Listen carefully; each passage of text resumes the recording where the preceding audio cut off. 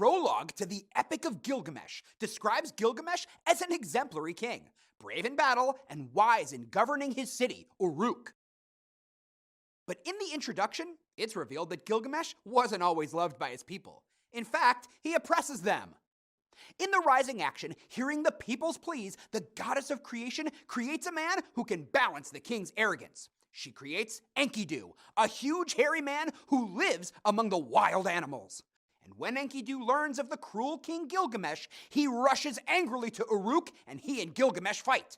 But their anger fades as each realizes the other is his heart's companion, and they become the best of friends.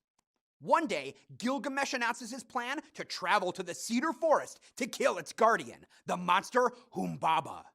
After battling the heroes, Humbaba pleads for his life and then curses the men before the king cuts off his head.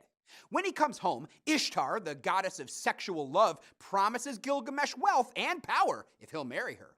Instead, he insults her. Ishtar takes the bull of heaven to earth to kill Gilgamesh. Enkidu and Gilgamesh kill it easily. That night, after a feast, Enkidu has a terrible dream that the gods meet to punish him and Gilgamesh for offending the gods by killing Humbaba and the bull. Enlil decrees Enkidu must die. Gilgamesh laments and wanders the wilderness, mourning his friend, until he heads to find Utnapishtim, the only man to whom the gods have granted immortality, to learn how to escape death. In the climax of the epic, Utnapishtim explains to Gilgamesh how he and his wife became immortal in a long aside.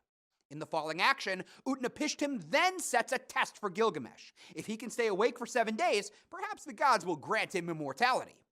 But exhausted, Gilgamesh falls asleep instantly and sleeps for 7 days. In the resolution, Gilgamesh and Urshanabi depart for Uruk, and Gilgamesh proudly shows off his city to Urshanabi.